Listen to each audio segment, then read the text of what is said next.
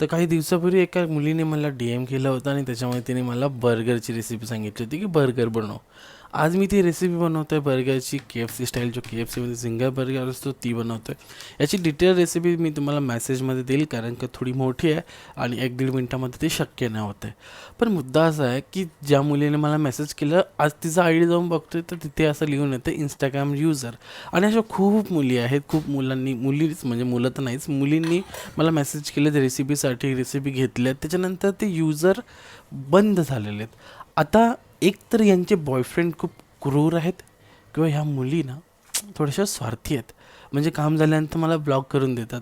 माझी रिक्वेस्ट फक्त एवढीच असते, तुम्ही ही रेसिपी घ्या, बनवा, एक फोटो पाठवा, म्हणजे माझ्या दिलाला जरा बरं वाटतं की हां, तुम्ही काहीतरी केलं म्हणून रेसिपी घेतली आणि मला छान वाटतं तुमची रिॲक्शन ऐकून. मी सगळ्यांना हेच सांगतो ज्यांना ज्यांना रेसिपी पाठवतो की तुम्ही ही बनवा आणि मला फोटो पाठवा. मला एक समजलंच नाही की